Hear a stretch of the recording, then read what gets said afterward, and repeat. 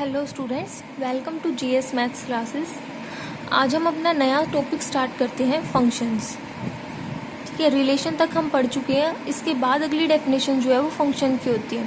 Function देखो सबसे पहले क्या होता है, ध्यान से समझेंगे सभी। हम रिलेशन पढ़ चुके हैं। ठीक है, रिलेशन में हम क्या करते थे, इस तरफ एक इसको क्या बोलते थे, डोमेन। ये क्या है, कोडोमेन।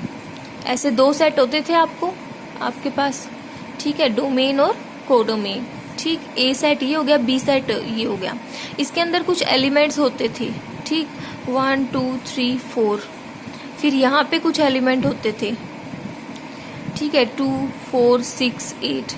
क्या करते थे हम, जिसकी वैल्यू जो है उसको उससे मैच कर देते। मान लो कोई रिलेशन आर दे दिया, आर कोई रिलेशन है, उसमें किस टाइप के एलिमेंट है, एक्स वाई टाइप के एलिमेंट्स हैं। ठीक है, such that y is equal to 2x। मान लो ये फंक्शन मैंने डिफाइन कर दिया, x belongs to a and y belongs to b।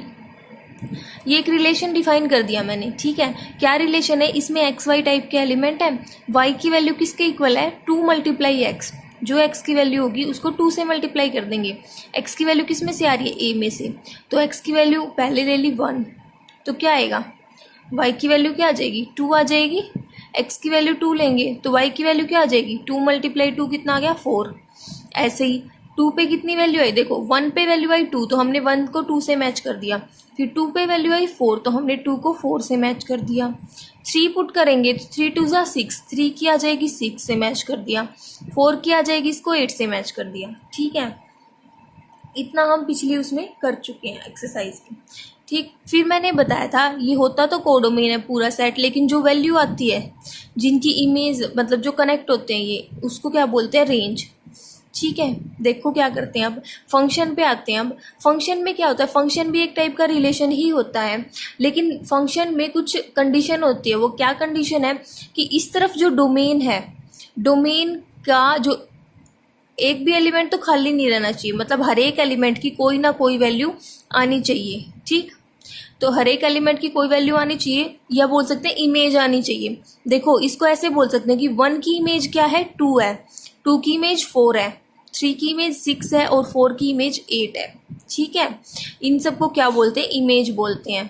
ठीक, तो क्या क्या कहेंगे हम, इस तरफ ए का जो हर एक एलिमेंट है उसकी हर एक एलिमेंट की इमेज हमें मिलनी चाहिए। ठीक, फर्स्ट कंडीशन तो ये है कि हमें इमेज मिलनी चाहिए हर एलिमेंट की, all the elements of domain. First हो गया। सेकंड क्या है, जो एक एलिमेंट है उसकी 2 इमेज नहीं होनी चाहिए। मतलब ये नहीं होना चाहिए कि 3 की इमेज 6 भी है और मान लो कोई और एलिमेंट है, यहाँ पे 10 था तो 3 की इमेज 10 भी है। एक एलिमेंट की 2 इमेज नहीं होनी चाहिए। ठीक है, तो क्या था, 1 एलिमेंट, ये आपकी डेफिनेशन में लिख रखा है, देखो, A relation f from A to B. एक रिलेशन दे दिया, एफ नाम दे दिया, मैंने आर नाम दिया था। अब फंक्शन कर रहे हैं डिस्कस, फंक्शन की डेफिनेशन है, तो इसने रिलेशन को क्या मान लिया, एफ मान लिया। कोई भी नोटेशन दे सकते हो। एफ जो है वो कहाँ से कहाँ तक है, ए सेट से बी सेट के ऊपर है, मतलब f such that A to B, ऐसे बोल रहा है ये। ठीक, is set to B function. इस एफ को हम रिलेशन को फंक्शन कब बोलेंगे, if every element of set A, अगर सेट ए का एलिमेंट जो है, हर एक element has 1 and only 1 image, मतलब उसकी सिर्फ एक ही इमेज हो इन द सेट बी। मतलब एक से ज़्यादा इमेज नहीं होनी चाहिए हर एक एलिमेंट की, एक ही इमेज होनी चाहिए और हर एक एलिमेंट की इमेज जरूर होनी चाहिए। ये 2 चीज़ें हैं फंक्शन की डेफिनेशन में। आई थिंक सबको समझ में आ गया होगा। इस टाइप से हो सकता है, देखो कुछ एग्जांपल अगर हम लें, मान लो यहाँ पे 3 एलिमेंट हैं, यहाँ पे ये 4 एलिमेंट हो गए। ठीक, तो ये क्या हो गया, मैंने इसको ऐसे कनेक्ट कर दिया, तो क्या हो गया, इसमें देखो इस तरफ हर एक एलिमेंट की इमेज मिल गई हमें, इस तरफ खाली हो सकता है। ठीक है, उसकी कोई दिक्कत नहीं है, इस तरफ कोई भी खाली नहीं होना चाहिए। ठीक है, इस तरफ हर एक एलिमेंट की इमेज होनी चाहिए, तो ये फंक्शन होएगा। और एग्जांपल लेते हैं, मान लो मैंने ये एलिमेंट लिए। ठीक, फिर क्या कर सकते हैं हम, अगर हमने ये कर दिया कि एक एलिमेंट की 2 इमेज बना दी, देखो अब क्या हो गया, हर एक एलिमेंट की इमेज तो है लेकिन एक एलिमेंट की 2 इमेज आ गई, तो ये फंक्शन नहीं होगा। ठीक, तीसरा मैं एक और लेके दिखाती हूँ आपको। मैंने ये ले लिया। ठीक, अगर हम ये कर दें कि इसकी भी इमेज ये है, इसकी भी इमेज ये है, ऐसे कर दिया मैंने। अब हर एक एलिमेंट की इमेज है और एक एलिमेंट की एक ही इमेज है। देखो इसकी ये इमेज है, इसकी ये है, इसकी ये है। मतलब ये हो सकता है कि कोई दो एलिमेंट की इमेज एक हो सकती है, लेकिन एक एलिमेंट की इमेज दो नहीं होनी चाहिए। ये फंक्शन होगा, ये फंक्शन नहीं होगा। ठीक है ना, ये ध्यान रखना है आपको। हमें सिर्फ ये ध्यान रखना है कि एक एलिमेंट एक से ही कनेक्ट हो रहा है। ठीक है, इसमें देखो एक एलिमेंट दो से कनेक्ट हो गया तो ये रॉन्ग हो गया। ठीक है, एक एलिमेंट एक से कनेक्ट हो और इस तरफ कोई भी खाली नहीं होना चाहिए। ठीक, अब देखो फिर से इसको क्या बोलते हैं, डोमेन। ये होता है कोडोमेन, और जो वैल्यूज आती है उनको रेंज बोलते हैं। ठीक है, ये चीज़ हम कर चुके हैं। फिर क्या बोलते हैं, इस एलिमेंट को इससे कनेक्ट किया तो ये एलिमेंट इसकी क्या है, इमेज। जैसे 1 की इमेज क्या है, 2 की इमेज है 4, ये इनकी इमेज है। अगर हम उल्टा देखें, 2 का देखें हम, 2 जो है वो 1 से कनेक्ट है तो 1 क्या है, प्री इमेज है। ये इस तरफ वाले तो प्री इमेज है और ये क्या है, इमेज है। 1 की इमेज 2 है और 2 की प्री इमेज 1 है। 2 की इमेज 4 है, 4 की प्री इमेज 2 है। ये डेफिनेशन यहाँ पे लिख रखी है नीचे। If a function f from a to b, ab belongs to a, fa is equal to b, then b is called the image. मतलब जो आंसर आता है वो क्या है, इमेज होती है। And a is called the pre image, मतलब जो वैल्यू हम पुट करते हैं वो क्या होती है, प्री इमेज होती है। ठीक है, ये डेफिनेशन होगी क्लियर। इसके बाद ये एग्जाम्पल है, एक बार आप पढ़ के देखेंगे। पहले हम डेफिनेशन ही कर रहे हैं आज की वीडियो में। इसके बाद है आपका आइडेंटिटी फंक्शन। कुछ फंक्शन के एग्जाम्पल दे रखे हैं। पहला क्या है, आइडेंटिटी फंक्शन, फिर है कांस्टेंट फंक्शन और फिर है पॉलिनोमियल फंक्शन।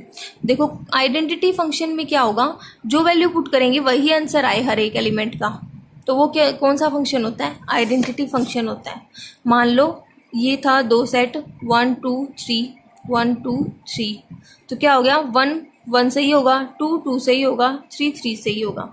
मतलब जो पुट कर रहे हैं ना हम वैल्यू, वही आंसर आ जाए। 1 की इमेज 1 आ गई, 2 की इमेज 2 आ गई, 3 की इमेज 3 आ गई, तो ये कैसा फंक्शन है, आइडेंटिटी फंक्शन है। ठीक है, ये क्या मीनिंग है इस चीज़ का, अगर हमने ये लिखा है तो हमने क्या करा है, हमने यहाँ पे 1 वैल्यू पुट किया और हमारा आंसर 1 आया है। ठीक, तो ये आइडेंटिटी फंक्शन था। आप एक बार डेफिनेशन पढ़ लोगे बुक में अच्छे से।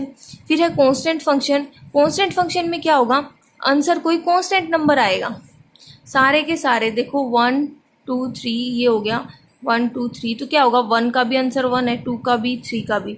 मतलब जितनी भी वैल्यू है ना, सबका आंसर एक ही आएगा, एक ही कोई नंबर आ रहा है, तो वो कैसा फंक्शन है, कांस्टेंट फंक्शन है। f(x) इक्वल टू c कोई फिक्स वैल्यू हो गई। इसमें था f(x) इक्वल टू x, मतलब x पुट कर रहे हैं तो x ही आंसर आ रहा है, ये कांस्टेंट फंक्शन है। ठीक, और तीसरा है आपका पॉलिनोमियल फंक्शन। पॉलिनोमियल पढ़ चुके हैं ना हम 10th क्लास में। पोलिनोमियल का मीनिंग क्या है, आप यहाँ पे कोई पोलिनोमियल पुट करोगे तो आंसर क्या आएगा, पोलिनोमियल आप कोई भी वैल्यू पुट कर रहे हो, मतलब कुछ भी पुट किया आपने, तो आंसर क्या आएगा, पोलिनोमियल आएगी। ठीक है, आप एक बार यहाँ तक के पेज आज रीड कर लेंगे, यहाँ तक के कोई भी डाउट है तो पूछ लेंगे, बाकी के हम नेक्स्ट वीडियो में करेंगे। इसकी एक्सरसाइज और कुछ और डेफिनेशन है वो भी। ठीक, एक बार इसको अच्छे से समझ लेंगे, यहाँ से लेके ये सारे एग्जाम्पल और ये यहाँ तक की डेफिनेशन। ठीक है, कोई डाउट है तो पूछ लेंगे। Okay, thank you.